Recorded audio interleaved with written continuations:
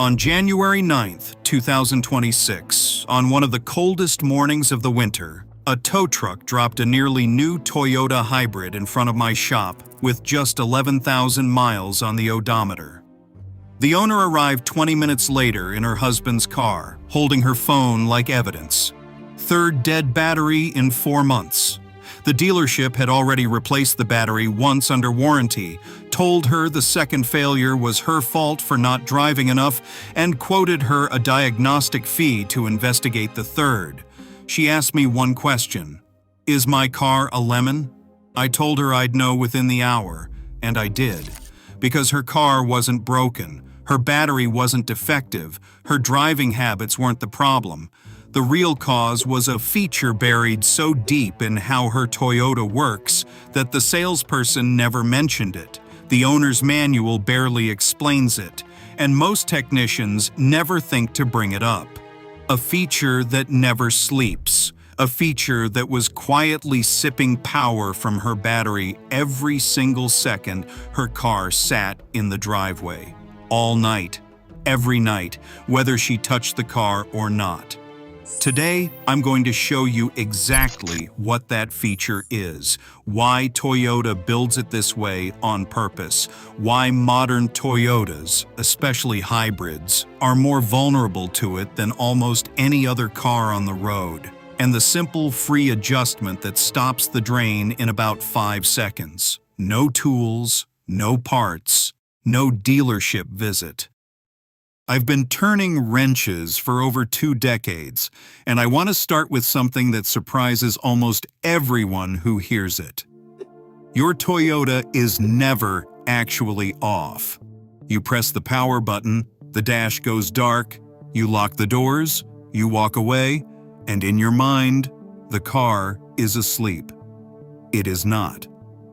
The moment you walk away, a small network of modules stays awake on guard duty. The alarm system watches the doors. The telematics unit keeps a faint line open so your phone app can talk to the car. And one system in particular stays busier than all the rest: the smart entry system. That's the convenience feature that lets you walk up with the key fob in your pocket, touch the door handle, and have the car unlock without pressing anything. Here's what nobody explains at the dealership. For that magic touch-the-handle moment to work, the car has to be searching for your key constantly. Antennas built around the vehicle send out low-frequency signals over and over, asking the same question into the darkness. Is the key nearby? Is the key nearby? Is the key nearby? All night, all weekend. While you sleep, while you're on vacation, while the car sits at the airport. Every one of those pulses costs a little bit of electricity, and every bit of it comes from one place: your 12-volt battery. Now, on its own, that polling draw is small. Toyota engineers the sleep mode current to be modest, and a healthy battery on a car that gets driven regularly can absorb it without complaint. If that were the whole story, this video wouldn't exist. But it's not the whole story, because 2 other things stack on top of it, and this is where drivers start getting hurt. The first is where you keep your key. Think about your own habits for a second. Where does your fob live when you're home? For most people, it's a hook by the front door, a bowl in the hallway, a kitchen counter, usually within 30 or 40 feet of the car in the driveway. If the fob is close enough for the car and key to hear each other, even faintly, even through a wall, the conversation never fully stops. The car pings, the key answers, the system perks up instead of settling into its deepest sleep. Toyota knows this. It's exactly why their own engineering includes an automatic battery-saving mode that kicks in when the smart entry system hasn't been used for a long stretch. The car eventually stops the key from listening to radio waves specifically to protect the fob battery and the 12-volt battery from being drained. Read that again. Toyota built an automatic defense against their own feature. That defense just doesn't activate until the car has sat untouched for roughly 2 weeks. For daily drivers, it never activates at all. The second thing, and this is the one that turns a small drain into a dead car, is the battery itself. If you drive a Toyota hybrid, I need you to understand something about your car that the salesperson almost certainly never told you. Your hybrid doesn't have a big, heavy starter battery like a traditional car because it doesn't need one. The gasoline engine is spun up by the hybrid system, not by a conventional starter motor cranking against cold compression. So Toyota fits a small, light 12-volt auxiliary battery, and its real job is simply to boot up the computers and close the relays so the big hybrid battery can take over. It's not a workhorse, it's a light switch. And here's the part that matters. That little battery only charges while the car is in ready mode. It has a fraction of the reserve capacity of a truck battery, which means the same overnight drain that a Tundra would shrug off for a month can pull a hybrid's auxiliary battery below starting threshold in a matter of days. Short trips make it worse because a 10-minute drive to the store doesn't put back what the night took out. You're running a small bathtub with the drain cracked open and the faucet only dripping.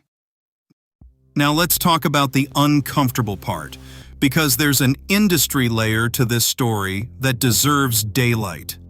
When a car like this gets towed to a service department, what happens? The battery gets tested, and here's the trap. A battery that's been repeatedly drained flat tests weak because deep discharges genuinely do damage it. So the test isn't lying. The battery really is degraded.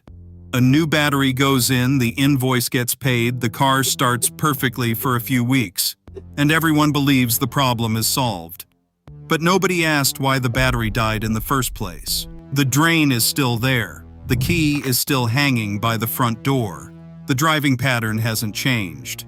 So the brand new battery starts down the same road, and 3 or 4 months later the car is dead again. And now, conveniently, it's the customer's fault for not driving enough. I want to be fair here. This usually isn't a scam in the deliberate sense. Testing and replacing a battery is fast, billable, and defensible. Investigating a parasitic drain means letting the car sit for an hour so the modules fall asleep, clamping an ammeter on the battery cable, and watching numbers, time that's hard to put on an invoice. The incentives point toward the part, not the cause. That's not evil, it's just not on your side. So here's the fix, and I love this fix because it costs absolutely nothing. Toyota built a sleep switch into your key fob, and almost nobody knows it exists. Pick up your smart key. Press and hold the lock button. While you're holding it, press the unlock button twice. Watch the little indicator light on the fob. It will blink 4 times. That's it. Your key is now in battery saving mode.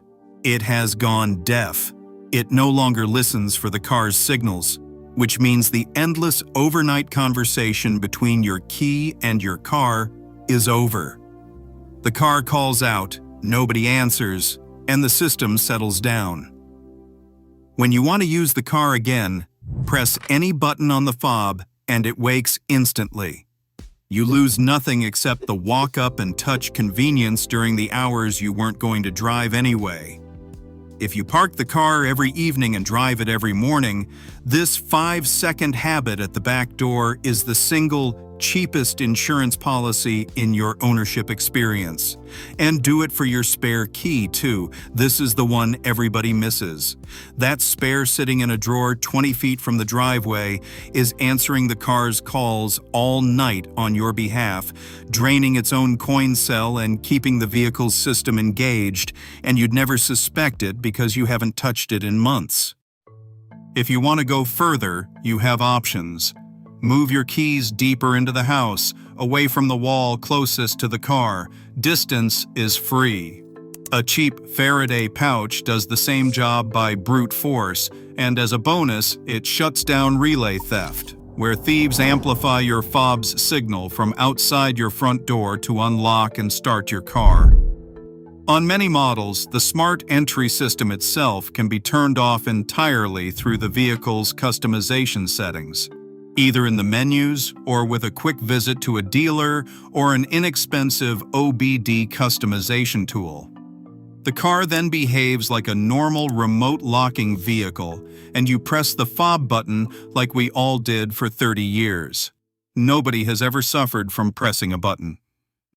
Now the honest caveats, because resets and settings don't fix everything, and I'd rather you trust me than just agree with me. If your battery has already been run flat multiple times, this setting will stop the bleeding, but it may not resurrect the patient. Deep discharges scar a battery permanently. Put it on a proper charger, have it load tested, and if it's weak, replace it once, and then protect the new one with everything you just learned.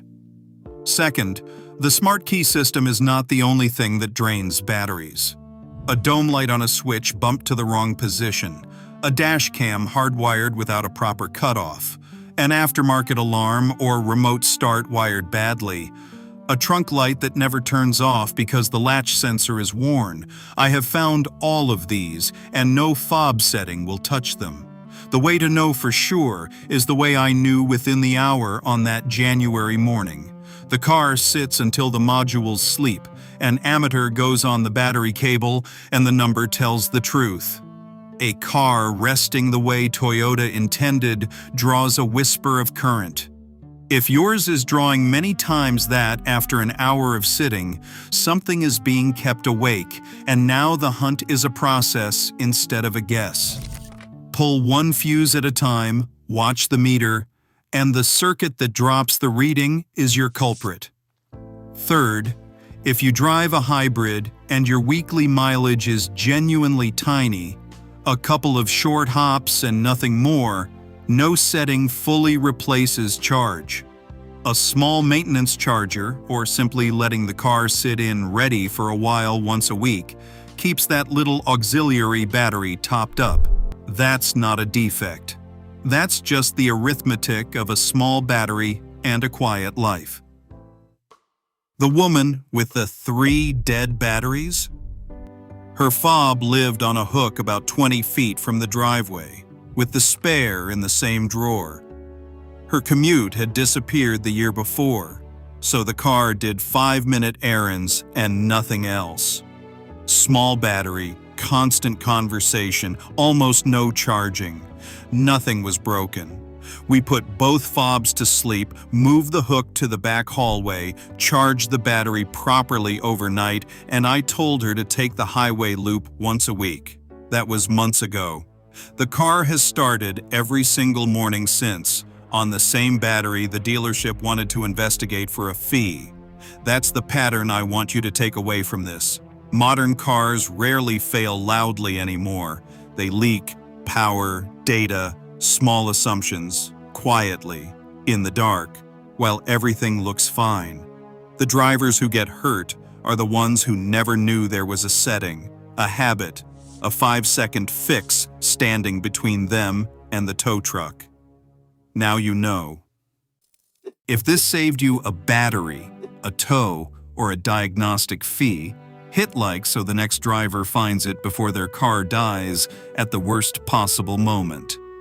Subscribe if you want more of the things your owner's manual buries and your dealer forgets to mention. And tell me in the comments, where does your key fob sleep at night? Because after today, I'm betting it moves.